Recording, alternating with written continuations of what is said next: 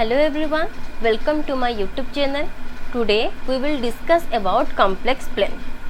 First of all, we will discuss about neighbourhood. तो neighbourhood हम किसको बोलते हैं? हमारे घर के पास जो भी नेबर रहते हैं हम उनको नेबरहुड बोलते हैं कि नहीं.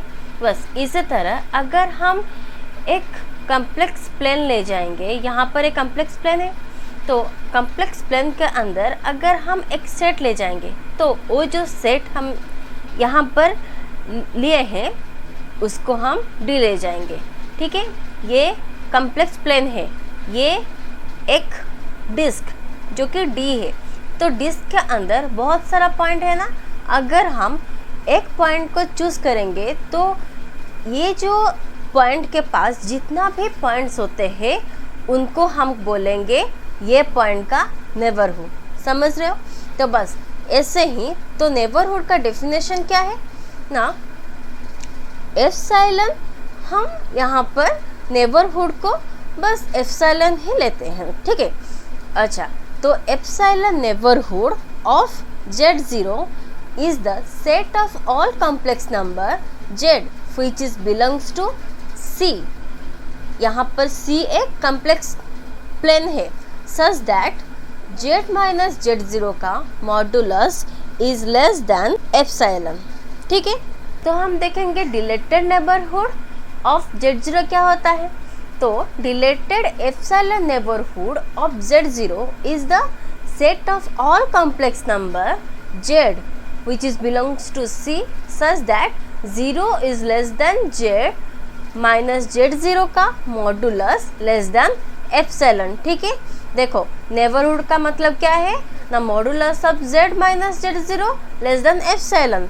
और रिलेटेड नेबरहुड का मतलब है 0 less then Z minus Z0, it's modulus is less then epsilon. ठीक है. नेक्स्ट हम देखेंगे कि इंटीरियर पॉइंट क्या होता है. इंटीरियर का मतलब क्या है, अगर हम एक कॉम्प्लेक्स प्लेन में यहाँ पर एक तो डिस्क ले जाएंगे और बॉल ले जाएंगे, जो भी तुम बोलोगे, तो इसका अंदर जो भी पॉइंट हमें मिलेगा वो सब इसका इंटीरियर पॉइंट होता है. ठीक है. तो यहाँ पर क्या लिखा है ना, इंटीरियर पॉइंट का डेफिनेशन है a point Z is equal to Z0 is said to be an interior point of a set S if and only if there exists an open disk. अगर वहाँ पर एक ओपन डिस्क होता है which is centered at Z0. ये एक open disc है कि नहीं, डिस्क है. अगर हम यहाँ एक सेंटर ले जाएंगे जो कि Z0. ठीक है. with some radius epsilon which contains only the points of S. ठीक है. तो यहाँ पर एक पॉइंट और सेंटर जो कि Z0 है. तो Z0 ये जो ओपन डिस्क का इंटीरियर पॉइंट है. ठीक है. तो बस इंटीरियर पॉइंट का डेफिनेशन हमें पता चल गया. अब देखो एक्सटीरियर पॉइंट. वैसे ही अगर एक कॉम्प्लेक्स प्लेन में जो भी ओपन डिस्क हम बनाए हैं उसका बाहर जो भी पॉइंट हमें मिलेगा वो सब एक्सटीरियर पॉइंट होता है. ठीक है. तो यहाँ पर क्या लिखा है ना, एक point Z is equal to Z0 is said to be an exterior point of S if and only if there exists an open disk. यहाँ पर एक ओपन डिस्क एग्जिस्ट कर रहा है ना. तो ओपन डिस्क सेंटर एट क्या है Z0 with some radius epsilon which does not contain any point of S. अगर कोई भी पॉइंट वो जो ओपन बॉल के अंदर नहीं रहेगा, तो जो पॉइंट बाहर रहेगा उसको हम एक्सटीरियर पॉइंट बोलेंगे. ठीक है. अब देखते हैं कि बाउंड्री पॉइंट क्या होता है. तो बाउंड्री पॉइंट का मतलब क्या होता है, ये जो पॉइंट. ठीक है. तो क्या लिखा है ना, a point Z is equal to Z0 is said to be boundary point. देखो यहाँ पर ये जो भी हम किए हैं ये सब क्या है, Z माइनस Z0 है. मतलब क्या, ये जो बाउंड्री है इसको हम Z बोलते हैं. ठीक है. तो हम जो भी पॉइंट लेंगे Z0, ये उसका इंटीरियर पॉइंट होगा या एक्सटीरियर पॉइंट होगा या नेबरहुड होगा, जो भी कुछ होगा. तो यहाँ पर बाउंड्री पॉइंट हम क्या लिए हैं ना, z is equal to z0, मतलब क्या, बस ये जो ओपन बल है यहाँ पर जो भी पॉइंट है मतलब क्या, z is equal to z0 हो जाएगा, समझ रहे हो। तो a point z is equal to z0 is set to be boundary point of a set S, ये एक सेट है ना जो कि S, if and only if it is neither in interior point nor an exterior point of S, ठीक है। तो ये बाउंड्री पॉइंट का डेफिनेशन है, अगर तुम चाहोगे तो इसको नोट भी बना सकते हो, ठीक है। नेक्स्ट हम देखेंगे कि ओपन सेट और क्लोज सेट क्या होता है। तो ओपन सेट का मतलब होता है कि 0 और 1 के बीच में जो भी पॉइंट सब है, ठीक है। तो इसको हम कैसे डिफाइन करेंगे ना, 0 is less then x less then 1, ठीक है। देन जो भी हम x लेंगे, आई मीन टू से 0 और 1 के बीच में जो सब वैल्यू है, अगर हम वो सब को लेके एक सेट क्रिएट करेंगे, वो सेट को हम बोलेंगे ओपन सेट, ठीक है। देन मैं बस बता रही हूँ कि क्लोज सेट क्या होता है, बस क्लोज के मतलब क्या, बंद ना। तो बस क्लोज सेट का मतलब ये होगा, ये एक रियल लाइन है विच इज R, देन हम बस 0 लेंगे 1 लेंगे। तो अगर हम ऐसे टाइप, सॉरी स्टूडेंट, अगर हम ऐसे टाइप एक ग्राफ ड्रॉ करेंगे, तो अगर हम इसको भी डिनोट करेंगे तो कैसे डिनोट करेंगे, ये है ओपन सेट, ठीक है, और ये है क्लोज्ड सेट जो कि 0 less than equal to x less than equal to 1, ठीक है।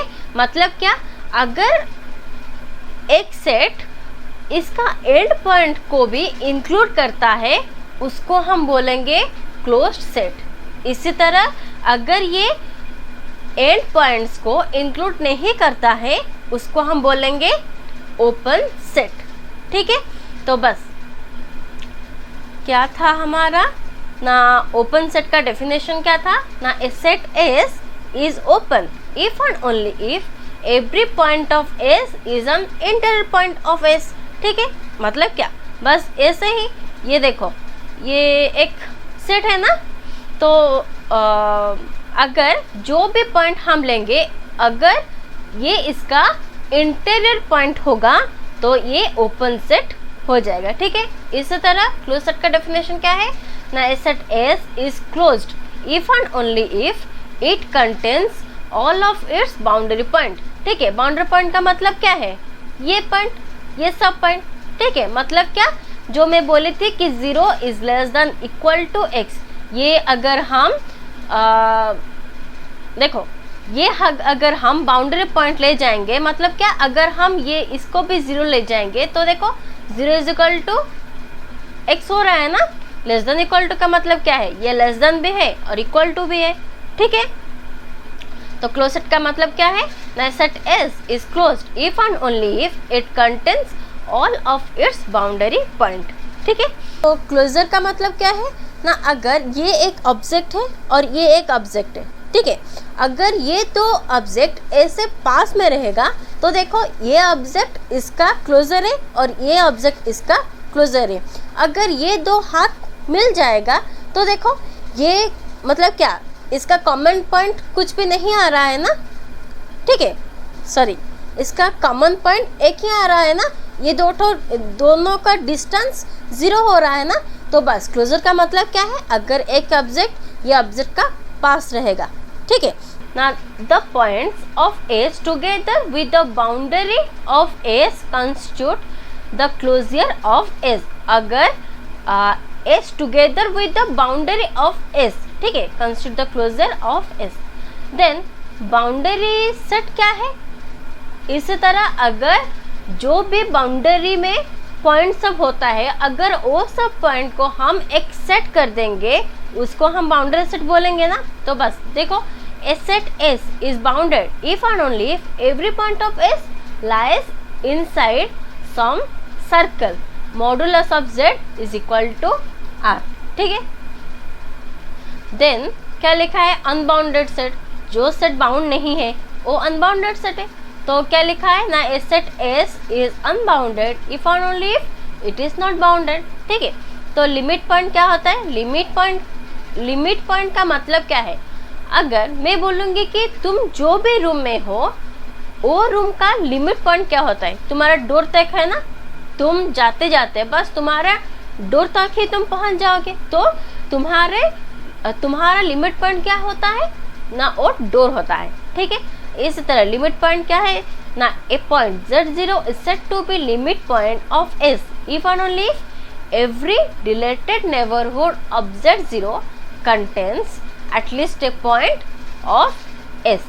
ठीक है, देन कनेक्टेड सेट मतलब क्या है, an open set S is said to be connected if any two of its point can be joined by a finite number। देखो ये एक पॉइंट है ना और ये एक पॉइंट है ना, अगर ये दो ठो पॉइंट जॉइंट होगा, मतलब किसी तरह भी जॉइंट होगा, तो हम ये दो पॉइंट को बोलेंगे कनेक्टेड। ये होता है हमारा connected set. It's little about complex terms, students. I hope it will helpful for you. Then please like, share and subscribe my YouTube channel and also press the bell icon. Thank you all.